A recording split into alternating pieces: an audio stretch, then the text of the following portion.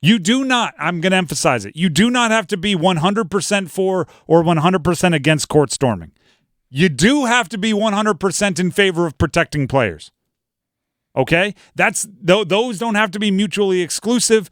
Let's hear from everybody, the main characters involved. How about that? We start with Steve Forbes, the head coach of Wake Forest, who I've never met anyone who was a part of the winning team during a court storm that wasn't like, you know what, pretty much put a smile on my face.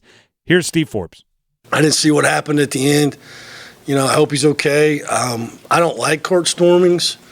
I never have. I've been a part of those before as a coach. They just don't feel safe. And I'm sure the next time that happens, we'll do a better job of taking care of that situation. I think he almost had to say that because there was an injury. But not to say he doesn't actually believe it. I'm not accusing him of any kind of misleading. Let's hear from Filipowski. How about that? But for those of you that don't know, I don't even know if I've said this. I don't even know how you wouldn't know about this, but in case you were out of town for the weekend, Kyle Filipowski was on the floor at the end of the game for Duke. Wake Forest wins the game. There was a collision. Filipowski sprains his knee, ends up being carried off by a couple of his teammates, kind of slumped over, and it was an intense moment for a while. John Shire was yelling at people to get away. Team managers basically became lead blockers. It became a very, very intense and kind of scary situation. Scary might not be the right word, but a crazy situation. Here's Filipowski via WFMY News on how he felt about the storming. Like I said, it's just really ridiculous of how, that situation's handled. Did you feel like any of it was on purpose or was it incidental? I mean, I've already heard that there's some videos of getting punched in the back, and so I absolutely feel like it was personal, intentional for sure. Like I said, there's no reason where they see a big guy like me trying to work my way up the court and they can't just work around me. There's no excuse for that. That's Kyle Filipowski.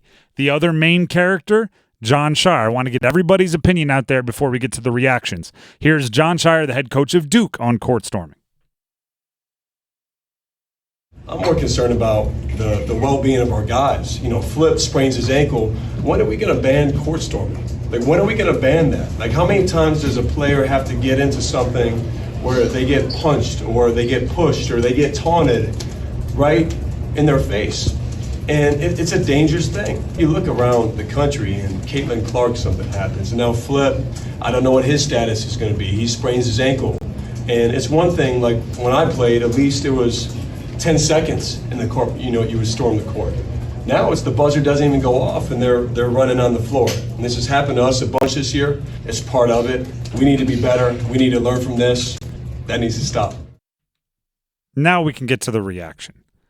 Because everybody ran full speed to being on one side or the other. Either court storming needs to end and it needs to be it is the worst thing and it's dangerous, or courts you're whining it was Filipowski's fault. You know what? I think we got to get started on that one. Here's Chris Canty, who hosts Unsportsmanlike, the morning show right here on 99.9 The Fan and nationally for ESPN Radio. The name fit after this one. What happened to Kyle Filipowski over the weekend?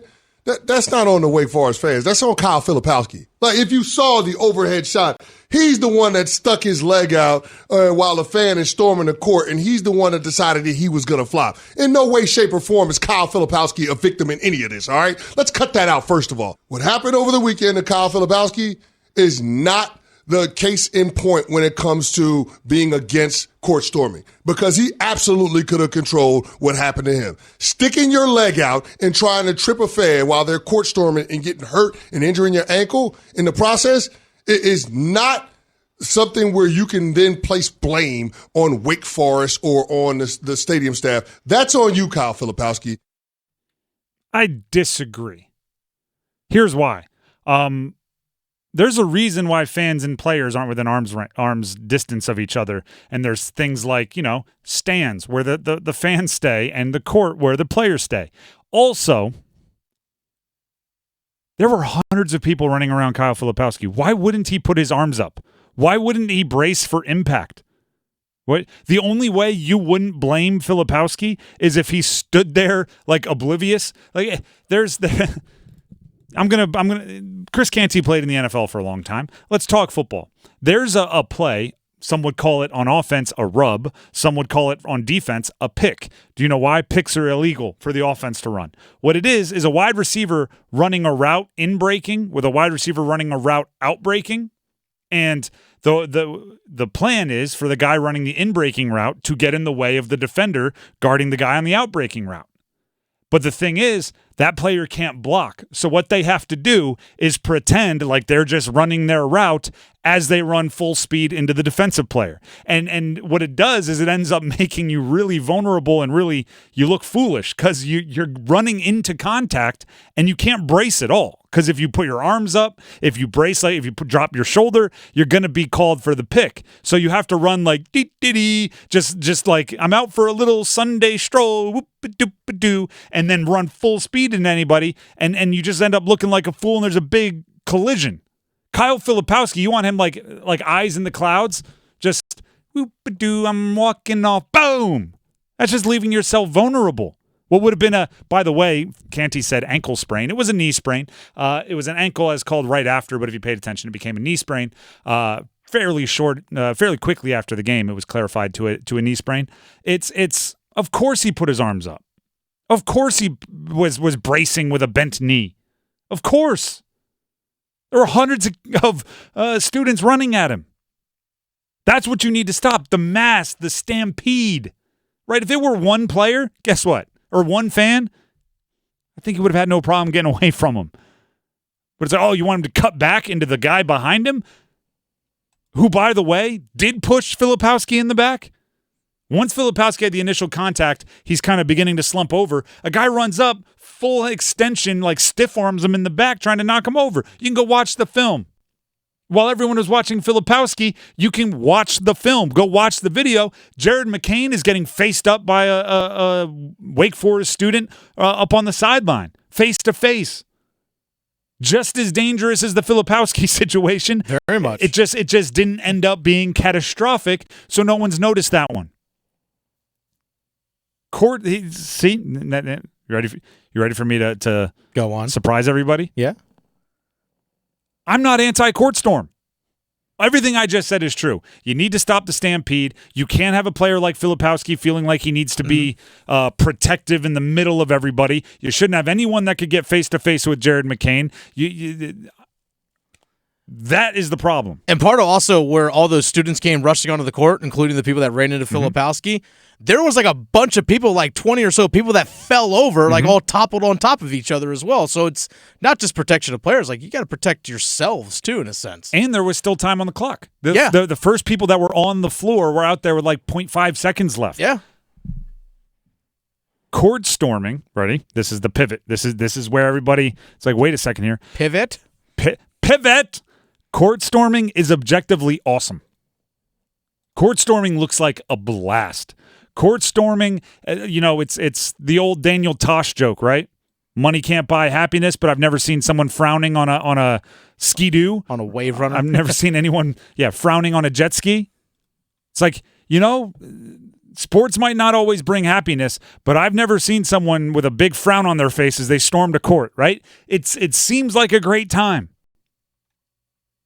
It is a core memory for some students. Hey, remember when we beat Duke for the first time in X amount of years and we were out there and I was arm in arm with our starting point guard and we were jumping up and down and I got a cool profile picture out of it and it's framed on my wall for the rest of my life? It's a core memory. Duke had one against Clemson football earlier this year. Duke had one against Clemson football. That's how football. I found Derek Lively's sneaker. Exactly. Core memory.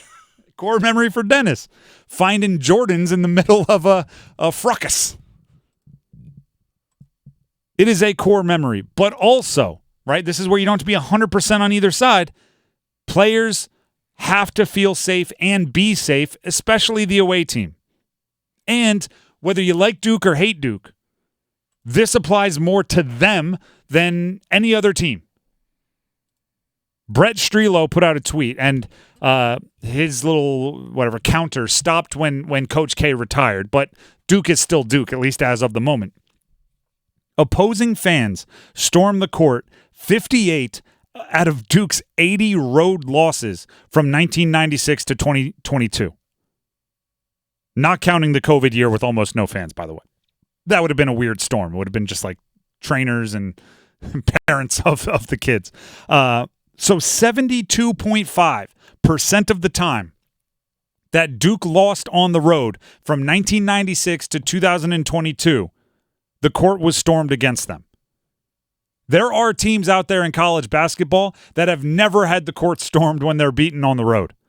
So yeah, Duke, when they get frustrated, it's fair that they're more frustrated than other teams. They don't have to be the number one team in the country to get stormed.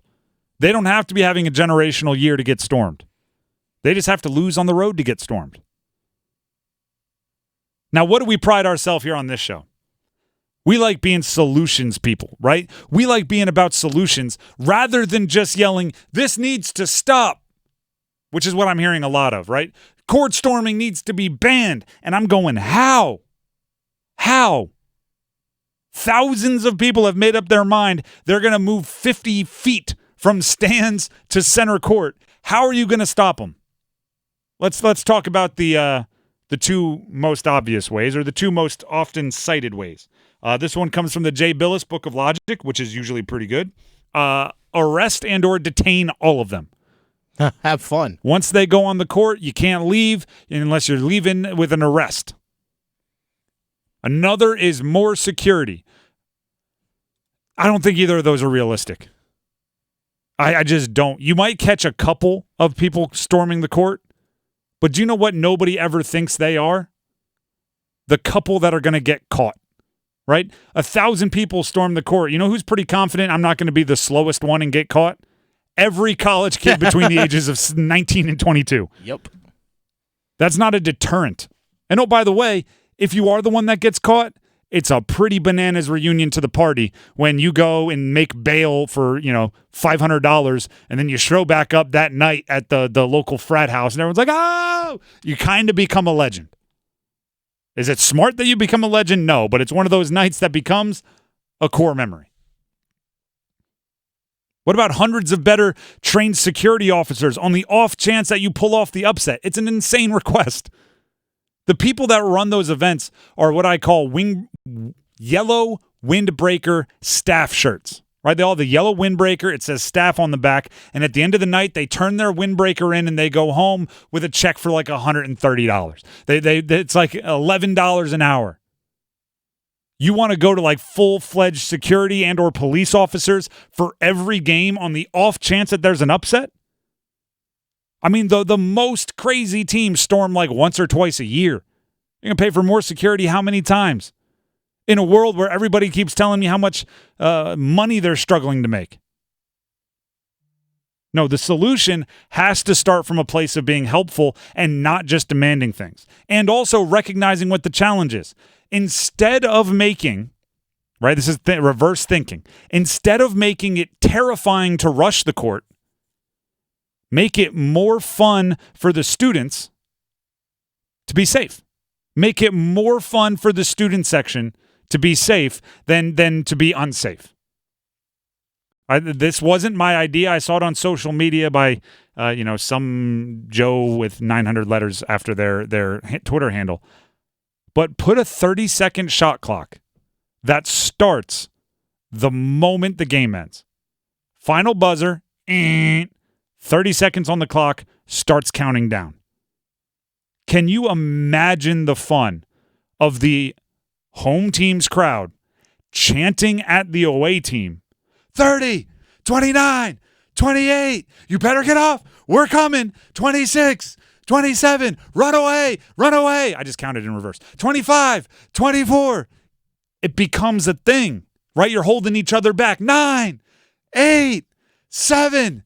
The home team, center court, going, come on, let's go. Like getting the crowd hyped as that counts down. Boom, you hit the one, everyone runs onto the court. And chaos ensues. Meanwhile, 30 seconds, plenty of time for the away team. They're in the locker room already mad at themselves, saying, darn, how'd we let that happen?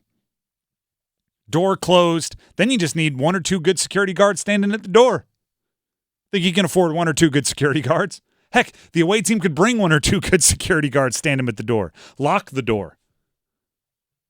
Right?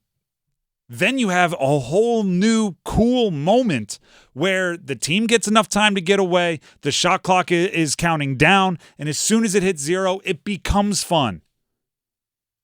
It becomes fun. And heck, if you're the home team and even you want to get out of there, right? As a player with a sprained ankle or whatever, you just want to be in the mix. Hobble yourself to the locker room ahead of time. Watch it on the monitors in there. You have to think solutions. Don't just think stopping it. You have to think solutions.